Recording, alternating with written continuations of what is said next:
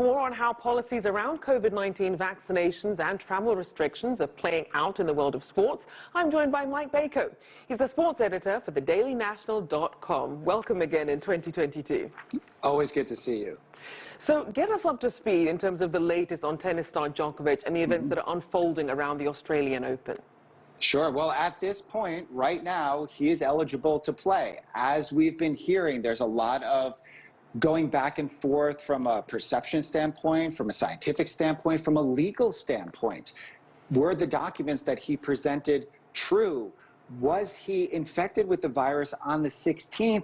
But then by his own admission and by photographic evidence, he was at events on the 17th and 18th, unmasked, around other unmasked people, and around children. So there are a lot of steps to this story that are trying to be pieced together. Right now, he's playing. Right now, it's a big political firestorm that's kind of one foot in the PR firestorm, one foot in the political firestorm. And then, of course, there's obviously the health and safety ramifications of everything, playing in a country that has over 90% of their citizens vaccinated.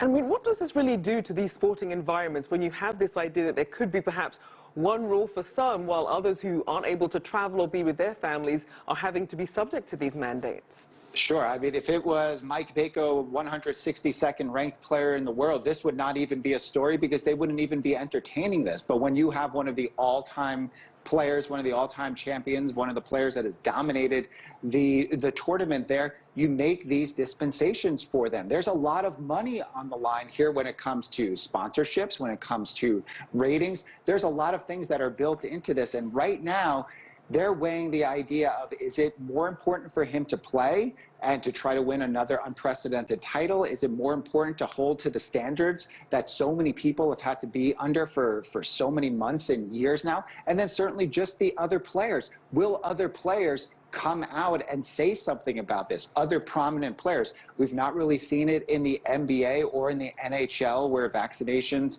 are quite high for players, but there are a few prominent players like Kyrie Irving on the Brooklyn Nets who are not vaccinated, and there's not really been one player who has taken him to task for that. So unless that happens on the tennis side of things, I don't think that this is going to change.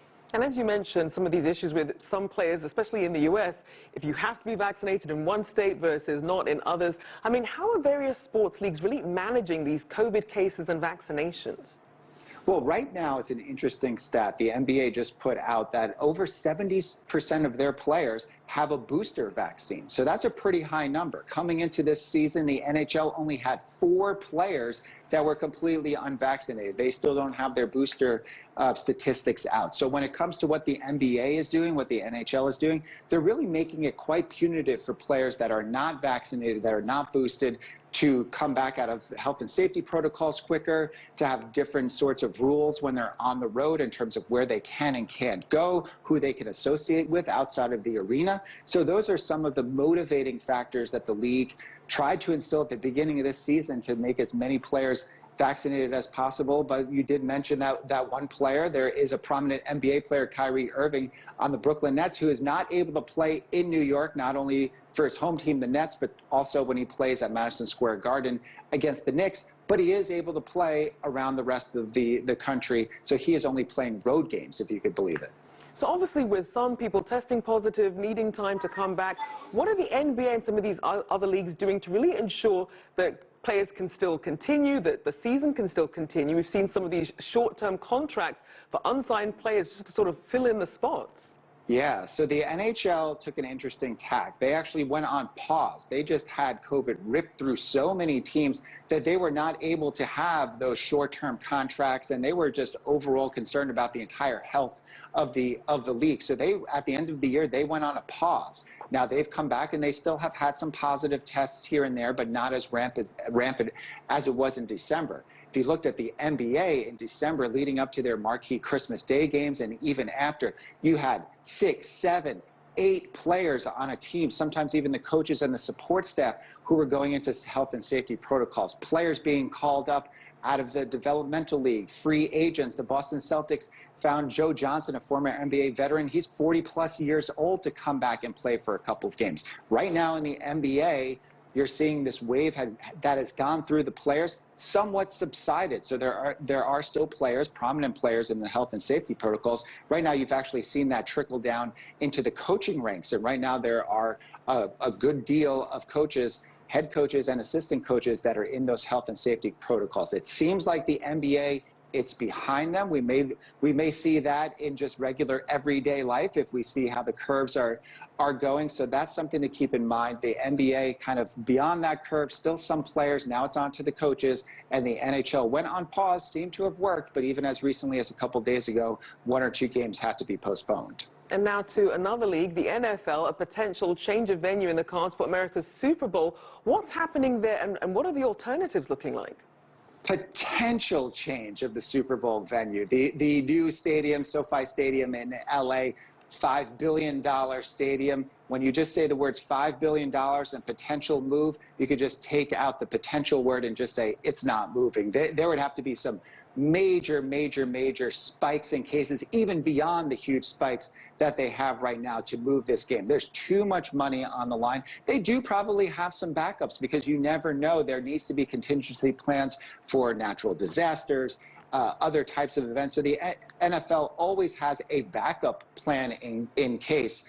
But when it comes to the sort of local health laws and the state health laws, the NFL is still working with them hand in hand. Right now, there is a backup plan that they're not getting into too much detail on, but there have been no red flags to take the game out of LA unless things really get out of control, and they're pretty much out of control in LA right now. So it would really need to go to the next level where they don't want outside visitors coming, where they do put punitive precautions on bringing in 85,000 people into an indoor-outdoor arena like SoFi Stadium is. So there's still some things at play, but I don't think it's going to be moving. And obviously some more big events coming up. We know that the Olympic athletes' preparations, what kind of safety protocols will they encounter before and once they're in Beijing?